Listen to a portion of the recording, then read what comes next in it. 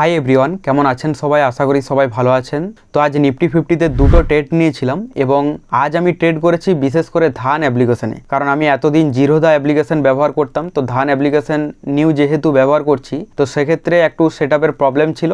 এই প্রবলেমের জন্য আমি দুটো ট্রেড নিয়েছিলাম, বাট একটা ট্রেডে আমার এসএল হিট করে দিয়েছিল, আর সেকেন্ড যে ট্রেড নিয়েছিলাম সেকেন্ড ট্রেডে আমি ব্রেক ইভেনে কাটার চেষ্টা করেছিলাম, বাট এসএল লাগছিল না। প্রবলেম হচ্ছিল অ্যাকচুয়ালি আমি ধান অ্যাপ্লিকেশনটা যেহেতু নিউ ব্যবহার করছি, তো সেই কারণের জন্য একটু প্রবলেম হয়েছিল।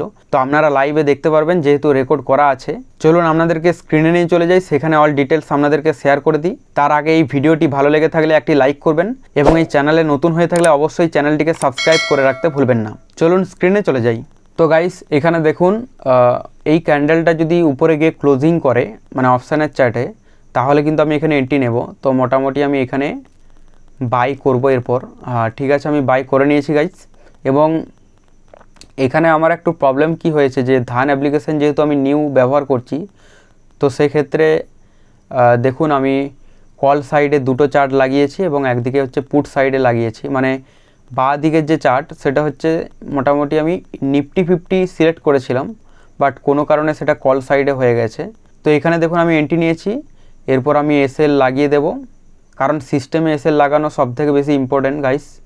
মানে আমি যতদূর রিস্ক নেব সেই অনুযায়ী আমি কিন্তু এখানে এসএল লাগিয়ে দিয়েছি। তো দেখা যাক এখানে মার্কেট এটা প্রফিট দেয় নাকি আমার এসএল হিট করে দেয়। এখানে দেখুন মার্কেটে এসএল হিট করে দিয়েছে। তো ঠিক আছে, মোটামুটি 4 পয়েন্টের মতো আমি এসএল দিয়েছি মার্কেটকে। এখানে দেখুন আপনারা পজিশন আপনাদেরকে দেখিয়ে দিই।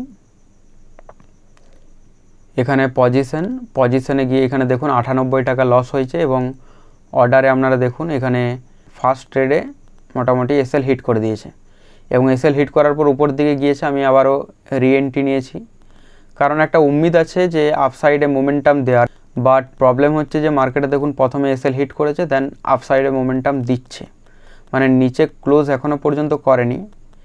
এখানে আমি আবারও ভুল করেছি, একই ভুল করছি। মানে এখানে এসএল লাগানোর ক্ষেত্রে যে থার্ড যে নাম্বারটা, মানে থার্ড যে অপশানটা সেটা সিলেক্ট করতে হবে সেখানে আমি সেকেন্ড যে অপশানটা বারবার সিলেক্ট করেছি, এই কারণের জন্য এখানে এসএল লাগছিল না। স্টপ লিমিট যে এসএল সেটা কিন্তু লাগাতে হবে। এখানে দেখুন ফাইনালি এসএল আবারও লেগে গেছে এবং এখানে প্রবলেম যেটা হয়েছে যে এখানে এন্ট্রি নিয়েছি, এন্ট্রি নেওয়ার পর যদি রেড ক্যান্ডেল তৈরি হয় তাহলে কিন্তু আমি এখানে এক্সিট নিয়ে নেব। সেম প্রবলেম যে আমি এখানে এসএলটা ট্রেল করার চেষ্টা করেছি, ট্রেল হয়নি। তো এখানে দেখুন অলমোস্ট গ্রিন ক্যান্ডেলই তৈরি করেছে, দেখা যাক কি হয়। রেড ক্যান্ডেল না তৈরি হওয়া পর্যন্ত ওয়েট করতে হবে। এইটা নিয়ে আমার এটা 2 নম্বর ট্রেড। তো দেখা যাক কি হয়, এটা তো এসএল হিট করে কি না। মার্কেট দেখুন এখন আপসাইডে মোমেন্টাম দিচ্ছে অপশানের চার্টে এবং এখানে মোটামুটি আমার যে লস ছিল সেটা কাভারের কাছাকাছি চলে গিয়েছে। এখানে দেখুন অলমোস্ট লসটা কাভারের কাছাকাছি চলে গিয়েছে। মোমেন্টাম ভালোই দিচ্ছে গাইস, বাট এখানে সাস্টেন করতে পারে কিনা সেটা হচ্ছে সবথেকে ইম্পর্টেন্ট ব্যাপার। যদি সাস্টেন করতে পারে তাহলে কিন্তু একটা ভালো মোমেন্টাম আপসাইডে পসিবল রয়েছে। তো উপরে গিয়ে এখনও পর্যন্ত দেখুন এখানে দেখুন সাস্টেনই করতে পারেনি, মার্কেট আপসাইডে গিয়েছিল, সাস্টেনই করতে পারেনি। ধান অ্যাপ্লিকেশনের স্ক্যাল্পিংয়ের ক্ষেত্রে খুব ইজি এবং জিরোধাতে আমার প্রবলেম হচ্ছিল বলেই আমি জিরোধার থেকে শিফট হয়েছি ধানে। আপনাদের যদি ধান অ্যাকাউন্ট না থেকে থাকে তো আপনারা ডেসক্রিপশানে গিয়ে অ্যাকাউন্ট বানিয়ে নেবেন, কারণ ধান অ্যাপ্লিকেশনটা খুব ভালো বটে স্ক্যাল্পিংয়ের ক্ষেত্রে। কুইক এখানে আপনি এন্ট্রি নিতে পারবেন, কুইক এসএল লাগাতে পারবেন। মানে আমার এখানে এসএল প্রবলেম হচ্ছিল যে আমি নিউ তো এই কারণের জন্য আমার একটু প্রবলেম হচ্ছিল, যেখানে থার্ড অপশানটা সিলেক্ট করতে হতো আমি সেকেন্ড অপশানটা বারবার সিলেক্ট করছিলাম। তো কোনো ব্যাপার না, 1-2 দিনের মধ্যে ঠিক হয়ে যাবে। বাট আপনারা ধান অ্যাপ্লিকেশন থেকে খুব ভালোভাবে স্ক্যাল্পিং কিন্তু করতে পারবেন। এবং আমি কয়েকদিন পর ধান অ্যাপ্লিকেশনের একটা ভিডিও আপনাদেরকে শেয়ার করব, মানে কিভাবে অ্যাকাউন্ট খুলে সেখান থেকে আপনারা অল ডিটেলস বুঝতে পেরে যাবেন। খুব ইজিলি আপনারা অ্যাকাউন্ট খুলতে পারবেন, কয়েক মিনিট দিলে এখান থেকে কেআইসি করে আপনারা কিন্তু একটা অ্যাকাউন্ট বানিয়ে নিতে পারবেন।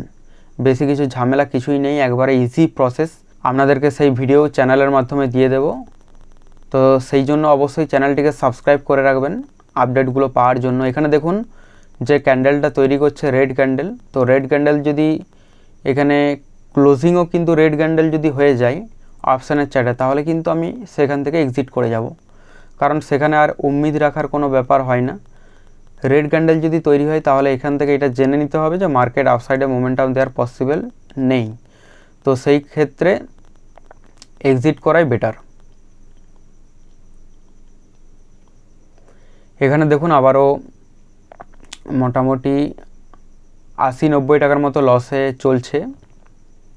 তো এটা আমি এসএলটা ট্রেল করার চেষ্টা করছিলাম, কারণ এখানে দেখুন ফাইনালি রেড ক্যান্ডেল তৈরি করে দিয়েছে। এখানে দেখুন আমি রেড ক্যান্ডেলের নিচে যে লো পর্যন্ত এসএল দেওয়ার চেষ্টা করছিলাম, এসএল রাখার, বাট এখানে আমি ট্রেল করার চেষ্টা করছি, ট্রেল হচ্ছে না, কারণ আমি এখানে আমার কিছু একটা সেটিংয়ের হয়তো প্রবলেম ছিল, যার কারণে এখানে ট্রেল হয়নি, নাহলে এতক্ষণ দেখুন আমার এসএল হিট করে দিত, এবং এসএল হিট করে দিলে সেকেন্ড যে ট্রেড এক্সট্রা কোনো লস হতোই না।